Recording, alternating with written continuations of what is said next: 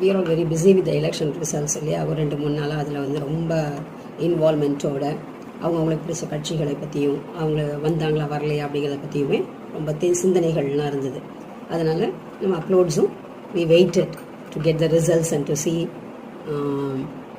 who is going to be the next PM, and our hearty congratulations to Narendra Modi ji for being a third time Prime Minister of India. ஒரு hat-trick win அப்படிங்கிறது அவ்வளோ ஈஸியான விஷயம் கிடையாது.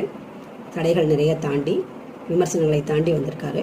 இதில் வந்து நம்ம வந்து யார் எலெக்ட் பண்ணி வந்தாலுமே அந்த ரெஸ்பெக்டை நம்ம கொடுக்கறதுக்கு தவறணும். அது வந்து முதல்ல நம்ம புரிஞ்சுக்கணும். ஏன்னா மக்களில் ஒரு பகுதி அவரை ஆதரித்து வந்திருக்காங்க, ஒரு சிலர் தான் வெறுத்திருக்காங்க. It doesn't mean he is not fit to be the prime minister. அப்போ செலக்ட் பண்ணவங்களுக்கு ஒரு மரியாதை கொடுக்கணும் இல்லையா. ஸோ நம்ம வரவங்க பிஎம், அது வந்து ராகுல் காந்தி வந்தாலும் சரி, இவர் வந்திருந்தாலும் கண்டிப்பாக கொடுக்கின்ற மரியாதையை நம்ம கொடுக்கணும்.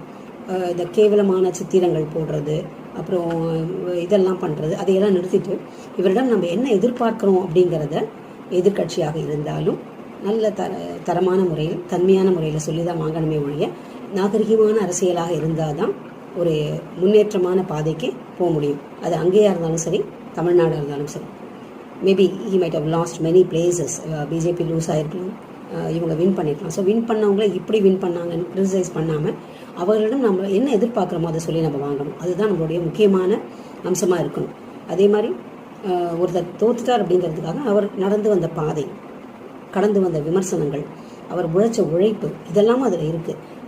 எதுவுமே இல்லாமல் இருந்ததை ஓரளவுக்கு பேசும் பொருளாக மாற்றிருக்கிறதுனால அவரை மட்டமான முறையில் சித்தரிக்கிறது, அதெல்லாமும் நம்ம மக்கள் வந்து அந்த கட்சி தொண்டர்களாக இருக்கட்டும், மக்களாக இருக்கட்டும், யாரும் அதெல்லாம் நம்ம வந்து அவாய்ட் பண்ணணும். இந்த ரீல்ஸ் அப்படிங்கிற பேரில் ஆடு பிரியாணிங்கிறது, அப்புறம் ஒரு சிஎம்மை வந்து தத்திங்கிறது, சிஎம்மோட இவரை வந்து பிள்ளைய வந்து சின்ன தத்தி, இதெல்லாம் வந்து we have to avoid all those things. அப்புறம் நம்ம படிப்புக்கும் நம்மளுடைய வாழ்க்கைக்குமே ஒரு அர்த்தம் இல்லாமல் போயிடும் இல்லையா. ஸோ இதையெல்லாம் நம்ம மனசில் வச்சு இனிமேவாது நாகரீக மக்களாக வாழ வாழ்த்துகிறோம். இன்றைக்கி நம்ம பார்க்க போகிறது சில இடங்கள், ஊரை சுற்றலாம் வாங்க அப்படிங்கிற டாப்பிக்கில் ஒரு சில இடங்கள் பற்றி இந்த 3 நாள் பார்க்க போகிறோம். இந்த வென்ஸ்டே, தர்ஸ்டே, ஃப்ரைடே பார்க்கலாமா? இன்றைய பதிவு ஊர் சுற்றலாம் வாங்க. அதில் ஒரு அழகான கிராமம், அந்த கிராமத்தில் இருக்கிற ஒரு சோஷியல் சர்வீஸ் சென்டர், அதை பற்றி தான் நம்ம பார்க்க போகிறோம். செஞ்சி பானம்பாக்கம் அப்படிங்கிறது திருவள்ளூர் டிஸ்ட்ரிக்டில் இருக்க ஒரு அழகான பசுமையான கிராமம். அந்த கிராமத்தில் ஒரு அழகான ஒரு பிளேஸ், அதில் வந்து லவ் ஆல் அகாடமி அப்படிங்கிற ஒரு அகாடமி வச்சு அங்கே இருக்கிற ஏழை குழந்தைகளுக்கு காலை நேரங்களில் தரமான சிற்றுண்டியும் பிறகு கல்வியும் கொடுக்குறாங்க. அதாவது ஸ்கூல் போயிட்டு வர பிள்ளைங்களுக்கு டியூஷன் மாதிரி ரொம்ப கம்மியான விலையில் ஒரு டியூஷன் சென்டர். அது சில பேர் கொடுக்க முடியாமல் இருந்தாலும் அது அவங்களுக்கு ஃப்ரீயாகவும் எடுக்கிறாங்க. எல்லா குழந்தைகளும் படிச்சுட்டு இருக்காங்க. ஈவன் 10th ஸ்டூடெண்ட்ஸ் எல்லாமும் நல்ல மார்க் வாங்கியிருக்காங்க அந்த அகாடமியில் படிக்கிறவங்க. இந்த அகாடமி எப்படி வந்தது அப்படின்னா, தன்னுடைய படித்த அந்த மாஸ்டர், அதாவது தன்னுடைய ஹெட் மாஸ்டருக்கு அந்த பள்ளியில் படிக்கும் பொழுது திருவள்ளூரில் டிஆர்பிசிசி ஸ்கூலில் படிச்சிருக்காங்க. நானும் அந்த பள்ளியில் ஒரு 2.5 வருடங்கள் படித்த ஒரு பெருமை உண்டு எனக்கு. அந்த பள்ளியினுடைய head master TP Janakiraman sir அவர்களுக்கு 90 வயது நிரம்பிய பொழுது அவர்கள் ஏதாவது செய்யணும் அப்படின்னு நினச்சி அவரிடம் கற்ற கல்வி பிறருக்கு பயன்படும் வகையில் இருக்கணும் அப்படிங்கிறத வச்சு தான் இதை ஆரம்பிச்சிருக்காங்க. இதில் வந்து குவிஸ் ப்ரோக்ராம் கண்டக்ட் பண்ணுறாங்க for all, right from students to elders. இது வந்து டெக்னாலஜியை நம்ம எப்படி யூஸ் பண்ணணும் அப்படிங்கிறதுக்காகத்தான் இந்த குவிஸ் ப்ரோக்ராமே கண்டக்ட் பண்ணுறாங்க. அதாவது நம்ம வந்து பசங்க வந்து மொபைலை தவறான முறையில் யூஸ் பண்ணுறாங்க அப்படின்லாம் சொல்கிறத நிறுத்துறதுக்காக இவங்க ஒரு ஆன்லைனில் காம்படிஷன்ஸ், குவிஸ் காம்படிஷன்ஸ் கண்டக்ட் பண்ணுறாங்க. அதை வந்து அவங்க கூகுளெலாம் சர்ச் பண்ணி கூட ஆன்சர்ஸ் கொடுக்கலாம். அந்த மாதிரி ஒரு காம்படிஷன் கண்டக்ட் பண்ணுறாங்க. அப்புறம் அங்கே பக்கத்தில் இருக்கிற லக்ஷ்மி நாராயண கோவில், அதில் ஒரு சில வேலைகளுக்காக ஹெல்ப் பண்ணுறது. அப்புறம் அங்கே இருக்கும் மக்களுக்கு ரொம்ப எல்லாமே ரொம்ப ரிச்சுன்னு சொல்ல முடியாது, அந்த மக்களுக்கு காலை சிற்றுண்டி டெய்லி கொடுக்குறாங்க. அது ஒரு பிரசாதமாக கோவிலில் வச்சு எல்லாருக்குமே கொடுக்குறாங்க. அண்ட் இப்போ வந்து ரீசெண்டாக ஒரு கேன்டீன் ஆரம்பிச்சிருக்காங்க. வெறும் 10 ரூபாயில் அந்த குழந்தைகளுக்கு உணவு கொடுக்கறதுக்கு, அதாவது அந்த லவ்வால் அகாடமி தவிர மற்ற அந்த ஊர் குழந்தைகள் வாங்கிட்டு போகிறதுக்காக மார்னிங்கில் அந்த ஒரு ஏற்பாடும் பண்ணிகிட்ருக்காங்க.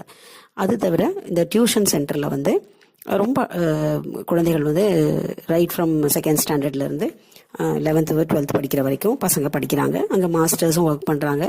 ஒரு டீச்சர் அங்கே படித்த பொண்ணு காலேஜ் படிச்சுட்டு அவளும் தன்னுடைய படித்த இடத்துக்கு ஏதாவது செய்யணும் அப்படிங்கிறதுனால சர்வீஸ் மாதிரி டியூஷன் எடுக்கிறாங்க. அதில் வந்து ஒரு பெரிய விஷயம்னா அங்கே இருக்கிற ஒரு இவங்க வந்து லேடிஸ் வந்து குக் பண்ணுறதுக்கு, அங்கே வரவங்களுக்கு காஃபி போட்டு தரது, அந்த மாதிரிலாம் பண்ணுறதுக்கான லேடிஸ், அவங்க எல்லார் முகத்துலேயுமே நாம் ஒரு நல்லது செய்கிறோம் அப்படிங்கிற ஒரு திருப்தியும் ஒரு மகிழ்ச்சியும் அதுதான் பெரிய விஷயமா இருக்குது. இது அத்தனையும் கட்டி காத்துட்டு பண்ணுறது ஒரு பெரிய விஷயம் கிடையாது. இதை வந்து ஒருத்தர் பண்ணுறாரு, ஒரு இளைஞர், middle aged man, by name வந்து பிரேம் பாபுன்னு சொல்லிட்டு. அவர் வந்து ஆக்சுவலாக ஒரு நல்ல பெரிய கன்சர்னில் தான் ஒர்க் பண்ணுறாரு. இருந்தாலும் இது நம்மளுடைய மன மகிழ்ச்சிக்கு ஒரு சர்வீஸ் பண்ணணும் அப்படிங்கிறது இதை ஆரம்பித்து வச்சு தன்னுடைய லீவு நாள்லலாம் இங்கே வந்து உட்காந்து வெரிஃபை பண்ணிக்கிறது. அது தவிர எங்கேயாவது வெள்ளம் புயல் அந்த மாதிரி சமயத்தில் ஃபுட்டு கொண்டு போய் ப்ரிப்பேர் பண்ணி கொடுக்கறது. அதுக்கப்புறம் நிறைய மக்கள்கிட்ட ட்ரெஸ்ஸஸ்லாம் கலெக்ட் பண்ணி கொண்டு போய் அந்த ஏரியாவுக்கு கொண்டு போய் கொடுக்கறது. இந்த மாதிரிலாம் நிறைய விஷயங்கள், நல்ல விஷயங்கள் பண்ணிகிட்ருக்காங்க. இந்த அகாடமி பார்க்கும்போது ரொம்ப, அந்த குழந்தைகளை பார்க்கும்போது ரொம்ப சந்தோஷமாக இருந்தது. இந்த குழந்தைகளுக்கு கண்டிப்பாக நம்மளால் முடிஞ்ச ஒரு இது பண்ணணும் அப்படின்னு சொல்லிட்டு. இது வந்து ஒன்றும் இல்லை, நிறைய அவங்களால முடிஞ்ச அமௌண்ட் 100 ரூபாயிலேருந்து 200 ரூபாயிலேருந்து ஏதோ ஒரு அமௌண்ட்டை அந்த லவ்வால் அகாடமி ஜிபேயில் நாங்கள் அனுப்பிட்டுருக்கோம். முடிஞ்ச அமௌண்ட் அதை வச்சு அவங்க வந்து இவ்வளோ விஷயங்கள் பண்ணுறது வந்து ரொம்ப ஆச்சரியமாக இருக்குது. அங்கே போன போது அந்த குழந்தைகள் வந்து கற்றுக்கு ஆர்வம் நிறைய இருக்கிறத பார்க்க முடிஞ்சுது. ஒரு நாள் வகுப்பு எடுக்க வேண்டிய ஒரு சான்ஸ் எனக்கு கிடைச்சது. It was really a golden opportunity to do for the children. அதுவும் அந்த மாதிரி ஒரு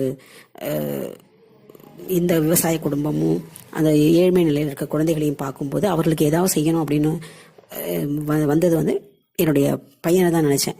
அம்மா, you should do for the students in a rural area, do something for them அப்படின்னு அடிக்கடி சொல்லுவான். அது வந்து அன்னைக்கு போகும்போது உண்மையில் அது ஒரு பெரிய விஷயமா என்னோட பையனுடைய கைடன்ஸ் தான் அந்த ஒரு இடத்துக்கு போக வேண்டிய இதுக்கு சான்ஸ் கிடைச்சதோ அப்படின்னு சொல்லிட்டு. ரொம்ப அழகான குழந்தைகள், நல்ல கற்றுக்கக்கூடிய திறமை இருக்கிற குழந்தைகள். அதில் ஒருத்தர் வந்து he did in MCC Christian college Tambaram, polio attacked boy by name Ilango.